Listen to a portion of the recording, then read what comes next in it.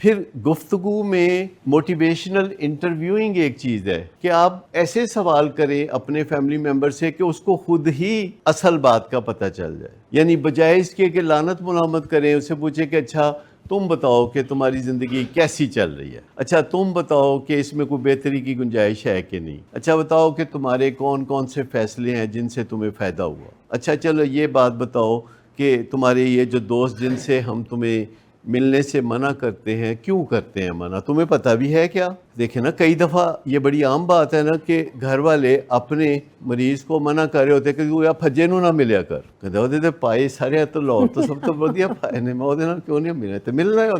لیکن آپ سے کہ کیا تمہیں پتہ ہے کہ ہم تمہیں کیوں منع کرتے ہیں؟ کہ کوئی پیشنٹ آیا تو اس کو میں نے پوچھا یار تمہیں اپنے اصل مسئلے کا پتہ ہے؟ میں نے ان کو پرسوں پوچھا تو میرا خیال تھا کہ ان 15-20 منٹ سے بننے نہیں، تو آرام سے کہتے ہیں ہاں جی. میں کہا جی کیا پتہ ہے؟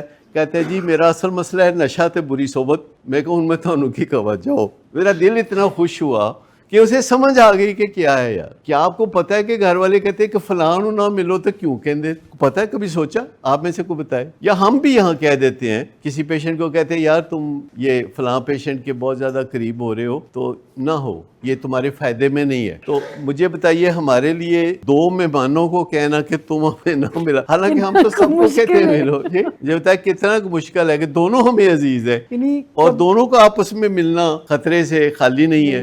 ہمیں تھوڑا سا کافی آگے کا پتہ ہوتا ہے، ملنے والا کیوں مل رہا ہے ہمیں یہ بھی پتہ ہوتا ہے، اور جس سے ملا جا رہا ہے اسی سے کیوں مل رہا ہے یہ بھی پتہ ہوتا ہے. ہمیں یہ بھی پتہ ہوتا ہے کہ 3 مہینے بعد ان پھر کی ہونا ہے. یعنی تجربے سے ہے نا کہ ایک پیشنٹ ہے وہ ایک خاص پیشنٹ سے ہی ملتا ہے. آپ میں سے کوئی بتا سکتا ہے کہ اس کی کیا وجہ ہے؟ اور جو ہم دیکھ لیتے ہیں کہ نہیں اے نہیں کرنا، ایج نہیں کرنا، یوں نہیں کر، جیسے کئی دفعہ سڈنلی ہم دیکھتے ہیں کہ کوئی پیشنٹ 6-8 مہینے بعد سڈنلی اس سیشن میں آ گیا تو ہم کنسرن ہو جاتے ہیں کہ ہن جڑا ہے نا ہن کی ہوئے گا، کوئی مسئلہ ہے، مطلب کنوں اکھاں چکھاں پا کے دیکھے گا تے کی پیغام دے گا تے کی ہوئے گا تے تو ہم نے اب روک دیا ہے. ایسے کوئی اچانک آنے والا گاہک جو ہے اس کو پہلے یورین سیمپل دینا ہوگا، اور اگر کوئی کافی دنوں کے بعد آئے گا تو اس کو پہلا وزٹ اپنے والدین کے ہمراہ کرنا ہوگا. یہ نہیں کہ ایسے ہی جیسے ہی آگے تو چیزوں کا پتہ چلتا ہے کہ کوئی ہمارے لیے آیا ہے یہاں بات سننے کے لیے ہے، یا کوئی کسی کا مستقبل خراب کرنے آیا ہے کہ یہاں آنکھوں میں کوئی بات کر کے تو غائب ہو جائے.